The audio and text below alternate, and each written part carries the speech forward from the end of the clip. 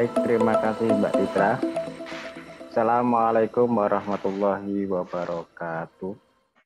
Waalaikumsalam warahmatullahi wabarakatuh. Alhamdulillahirabbil alamin wa bihi nasta'in wa ala umuri dunya waddin. Wassalatu wassalamu ala asrofil anbiya'i wal mursalin sayyidina wa maulana Muhammadin wa ala alihi wa sahbihi ajmain amma ba'du. Yang kami hormati Dekan Fakultas Dakwah dan Komunikasi UIN Sunan Kalijaga Yogyakarta, Prof. Dr. Marhumah MPD. Assalamualaikum, Bu. Waalaikumsalam, Pak Nanang. Yang saya hormati Bapak Slamet Suyanto yang bersedia menyisihkan waktunya untuk bertukar pengalaman, bertukar ilmu dengan dosen-dosen di lingkungan Fakultas Dakwah dan Komunikasi, khususnya adalah dosen-dosen di Prodi Komunikasi dan Penyiaran Islam. Tak lupa juga yang saya banggakan teman-teman dosen panitia, ada Sekprodi Masino dan beberapa dosen muda. Dan yang kami hormati juga dosen Prodi KPI yang sudah bersedia hadir dan para dosen Fakultas Dakwah dan Komunikasi. Di sini juga ada peserta dari teman-teman Kaprodi dan Sekprodi, ada yang dari IAIN Pontianak dan juga ada beberapa Kaprodi dan Sekprodi dari IAIN di luar UIN Sunan Kalijaga Yogyakarta. Matur nuwun atas partisipasinya semuanya. Latar belakang dari kegiatan ini salah satunya adalah dalam upaya bagaimana kita nanti memperbaiki kurikulum yang sudah ada sebagai sebuah awal untuk mempersiapkan prodi, khususnya prodi KPI ini dalam menghadapi tantangan-tantangan ke depan. Tantangan-tantangan yang ada berupa yang pertama adalah sertifikasi AUDGE. Yang kedua adalah pada akreditasi 9 standar, dan yang ketiga adalah MPKM. Tentunya dalam konteks yang bersamaan, semuanya ini berkaitan dengan bagaimana proses adaptabel dengan perkembangan zaman dan sebagainya. Sehingga ada perubahan yang harus kita lakukan. Salah satunya adalah bagaimana melakukan sebuah proses pembelajaran dengan berbasis student center. Dalam konteks ini, proses pembelajaran yang kita lakukan dalam rangka menciptakan sebuah proses pembelajaran yang kondusif, yang disesuaikan dengan standar nasional, yang disesuaikan dengan perkembangan industri 4.0, dan juga ditentukan dapat dilandaskan pada standar-standar MPKM. Maka pendekatan yang kita gunakan adalah pada pendekatan OB, Outcome Based Education. Bagaimana sih nanti OB itu seperti apa? Bagaimana sih OB dan sebagainya? Dan bagaimana membuat perangkat-perangkat atau instrumen-instrumen yang bisa mengefektifkan dan mengaktifkan proses pembelajaran sesuai dengan standar dan keinginan dan harapan yang sudah ditetapkan.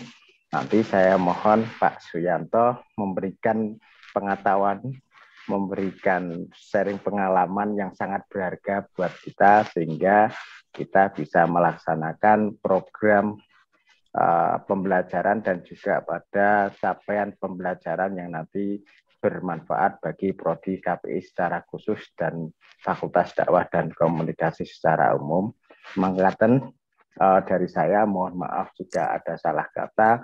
Wallahu muwaffiq ila aqwamit thoriq. Wassalamualaikum warahmatullahi wabarakatuh. Waalaikumsalam warahmatullahi wabarakatuh.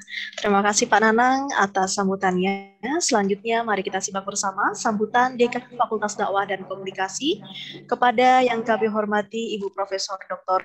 Emma Marhumah MPD. Waktu dan tempat kami persilakan. Terima kasih Bu Nitra. Assalamualaikum warahmatullahi wabarakatuh. Waalaikumsalam warahmatullahi wabarakatuh. Alhamdulillahirabbil alamin wa bihi nasta'in ala umuri dunya waddin. Wassalatu wassalamu ala asyrafil anbiya wal mursalin wa ala alihi wa ashabihi ajma'in. Amma ba'du. Yang saya banggakan Bapak Kaprodi, Bapak Nanang, dan Sekprodi Bapak Sinung. Yang saya hormati Bapak Selamat Suyanto. Dari UNY. Selamat datang Pak. Mungkin baru pertama kali nggih? Sudah 2 kali Bu. Oh, sudah 2 kali. Yang kemarin di MD apa di saya lupa itu. Lupa nggih. Pak Nanang itu.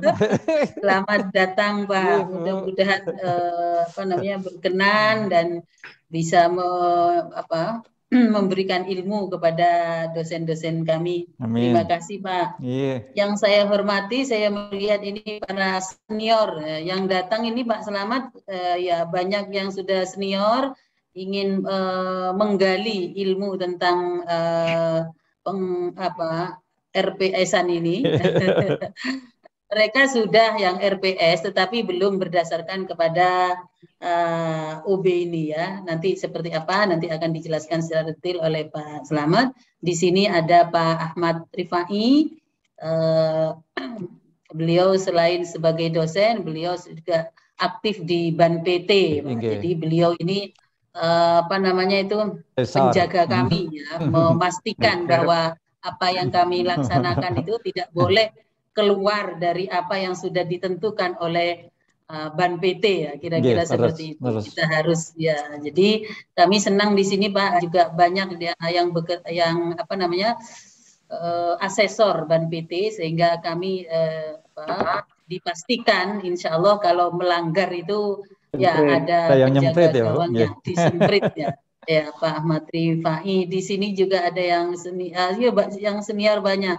Ini yang satu angkatan dengan saya Pak Suhud. Beliau sudah kiai dan memang sudah zuhud. Ya banyak sekali di sini memang kami KPI memang mengundang dosen-dosen dan alhamdulillah saya mendengar tadi bahwa baik itu dosen dari kalangan kita di FDK maupun ada yang dari luar, karena besok kita akan ada acara besar-besaran Pak, MOU 200 perguruan tinggi untuk MBKM itu. Jadi mulai nanti jam 3 ikut gladi resiknya, kemudian besok kemudian ke fakultas kita alhamdulillah mendapatkan 19, kemudian fakultas-fakultas lain yang juga sama, ada yang banyak, ada yang sedikit, tapi ada yang juga di kita tapi belum masuk di sistem yang 200 itu yang dikelola oleh LPM itu. Jadi alhamdulillah pada kali ini kita akan melaksanakan workshop pembuatan RPS yang berbasis pada OB ini ya. Sesuatu yang memang istilah ini apakah istilah yang khusus ada di AUNKIE ya Pak? Karena saya sudah 2 kali mensukseskan untuk AUNKIE ini, yaitu di IKS dan juga kemarin di PAI. Jadi kalau outcome based education ini ya, ini memang merupakan sesuatu yang sangat penting sekali ya, karena untuk memastikan bahwa segala sesuatu yang kita rencanakan itu harus tahu dulu apa tujuannya gitu ya. Betul. Berdasarkan kepada tujuannya. Selama ini Pak, ya paling tidak ketika saya dosen baru lah dulu ketika belum ada standarisasi yang sangat ketat seperti sekarang ini, ya dosen sesuka hatinya ya, belum tahu apa sebetulnya yang harus menjadi kepentingan mahasiswa, profil lulusan itu seperti apa, kemudian perumusan capaian lulusan itu seperti apa. Nah, kalau kita berdasarkan kepada hal itu, saya kira semua yang akan kita lakukan mulai dari penentuan mata kuliah, penentuan sistem belajar, dan seterusnya, saya kira memang harus berdasarkan kepada OB ini ya, sehingga nanti sampai kepada matrik penyusunan dan mengorganisir kurikulum dan seterusnya, justru disitulah menjadi sangat penting. Dulu sebelum MBKM kita tahunya bahwa RPS ini hanya ketika kita pertemuan di kelas ini. Ketika pertemuan di kelas kita membuat kalau dulu namanya apa Pak? Kalau RPP itu SAP. SAP ya, SAP itu cukup itu saja, kita pertemuan 12 kali dan seterusnya. Sekarang ketika bentuk kegiatan pembelajaran yang ada di MBKM itu sampai ada 8 ini harus menjadi catatan penting juga Pak Slamet. Bagaimana ketika itu RPS untuk dalam konteks magang, dalam konteks yang tadi dilakukan oleh prodi satunya, prodi MD tadi sedang melaksanakan bagaimana memacu ya mahasiswa agar mereka senang untuk berwirausaha, itu juga bagian dari 8 model kegiatan pembelajaran kita, studi proyek, penelitian dan masih banyak lagi. Itu harus menjadi concern kita dalam RPS yang akan kita rancang. Saya kira nanti Prof. Slamet akan menjelaskan banyak hal kepada kita. Saya merasa senang karena diikuti oleh 30 ini Pak, 31 lah ya. Dosen kita, ada yang tua, ada yang muda, ada yang masih pemula, ada yang sudah memang harus harus melaksanakan hal ini karena memang menjadi tugas ya, sebetulnya menjadi tugas dari kita dan harus kita lakukan. Ya, saya menyampaikan banyak terima kasih kepada Bapak Slamet yang sudi membimbing kami. Mungkin tidak sekali ini ya, mungkin ini adalah hal awal Pak Nanang. Nanti teman-teman mengumpulkan RPS-nya pada konten apa, kemudian pada siklus yang mana dan seterusnya. Terutama yang paling sulit itu Pak Slamet yang kita rasakan. Saya menjadi dosen ini sudah 30 tahun. Paling enak kalau evaluasi itu ya sudah evaluasi apa yang kita lihat, evaluasi proses, bagaimana evaluasi awal dan seterusnya, itu kadang-kadang luput dari dari tulisan kita dalam RPS ini. Nah, nanti dengan senang hati kita akan mendapatkan beberapa informasi dan yang penting yang harus kita sadarkan kepada kita bersama, Bapak Ibu dosen, bahwa perkuliahan yang akan datang dan juga sudah dimulai ini adalah tujuannya itu yang ini untuk kepentingan mahasiswa. Selama ini dalam ideologi kita masih mahasiswa itu harus mengikuti kehendak dosen. Saya kira ini juga menjadi catatan. Ini hijacking sebentar, saya itu baru punya penelitian Pak Slamet. Kebetulan bersama dengan salah satu dosen yang sedang studi di Western Australia, ya Ibu Sri Hidayati namanya. Kemudian beliau menceritakan bahwa sekarang di Australia itu PHK besar-besaran Pak Slamet dan Bapak Ibu sekalian terhadap dosen. Besar-besaran di kampus dia di Western University Australia itu dari berapa gitu, kemudian ada sekitar 70 dosen yang di PHK.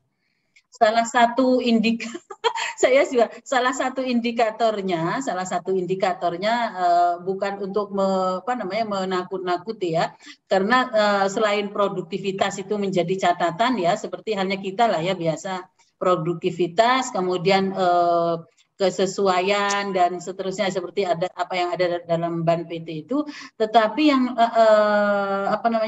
karena perguruan tingginya itu agak kolaps, karena kalau di Australia itu memang lebih banyak perguruan tinggi yang disupport oleh mahasiswa yang datang dari luar. Nah sekarang pandemi selama 2 tahun ini bahasanya itu kolaps karena masalah finansial seperti itu.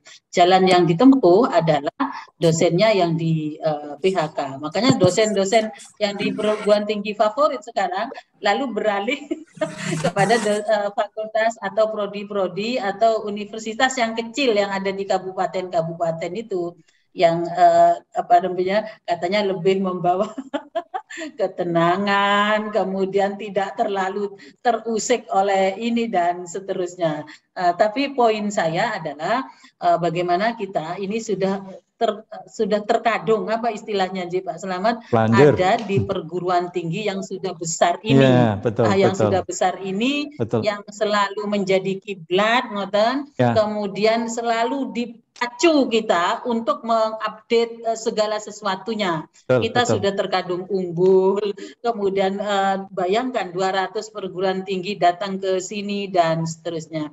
Harapan saya mudah-mudahan Bapak Ibu sekalian tetap memiliki semangat 45 gitu ya dalam menjalankan tugas sebagai dosen ya, karena kita ya memang hidupnya dari dosen ini. Mari kita wuri-wuri kampus kita tercinta ini bagaimana agar tetap menjadi yang terbaik dan terbaik gitu. Terima kasih Pak Selamat yang sudah bersedia. Terima kasih Bapak Ibu sekalian yang sudah bergabung di sini. Mudah-mudahan apa yang disampaikan oleh Pak Selamat nanti akan menjadi arahan ya bagi kita dalam menunjang karir kita, dalam menyelesaikan tugas-tugas yang ada di fakultas ini. Terima kasih kepada Pak Nanang, Pak Sinung yang selalu bekerja keras ya untuk melaksanakan kegiatan-kegiatan yang memang sudah direncanakan sejak awal tahun, dan ini kebetulan akhir tahun sehingga banyak sekali kegiatan-kegiatan